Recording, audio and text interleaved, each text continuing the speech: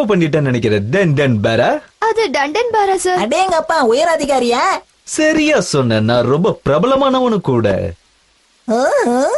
நீங்க ஈரத்தோட வீட்டுக்குள்ள வந்ததுக்கு எங்க அம்மா உங்களை திட்ட போறாங்க. எக்ஸ்கியூஸ் மீ, உங்களுக்கு என்ன வேணும் சார்? எனக்கு என்ன வேணும் நான் கேட்டேன்.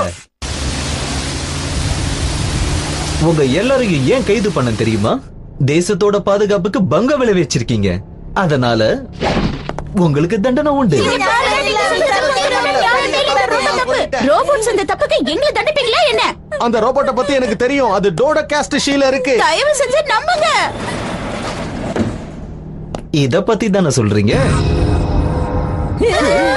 இது நாம பார்த்த அந்த பயங்கர ரோபோட் ஆச்சே. சந்தேகமே வேண்டாம், இது அந்த ரோபோட் தான். இந்த அதிநவீன தொழில்நுட்பம் எனக்கு நல்ல உதவி செஞ்சிருக்கு. அப்படின்னா சார், இதுக்கெல்லாம் காரணம் நீங்களா? என் சிரிச்ச முகத்துக்கு பின்னாடி இப்படி ஒரு வில்லன் உருவம் இருக்குன்றத நீங்க கனவுலையும் எதிர்பார்த்திருக்க மாட்டீங்க. உங்க கண்ணுல எப்படி நான் மண்ண தூண பாத்தீங்களா? அப்ப மத்த அதிகாரிங்களா?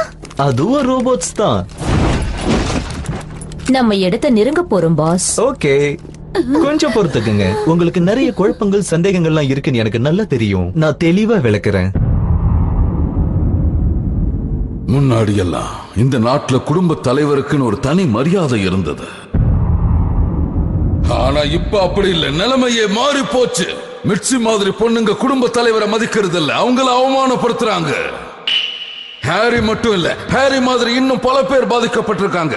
குடும்ப தலைவருங்க பாதிக்கப்பட்டா ஒட்டுமொத்த உலகமே பாதிக்கப்படும். இதையெல்லாம் மாத்திர நான் முடிவு பண்ணேன். இதெல்லாம் எனக்குள்ள பல வருஷங்களா கொழுந்து விட்டு எரிஞ்சுக்கிட்டு இருக்கிற தீ. அதுக்கு எதுக்காக என்ன செலக்ட் பண்ண? உன்ன மாதிரி ஒரு அப்பாவி வேற எங்கேயும் இல்லப்பா. அது சரி,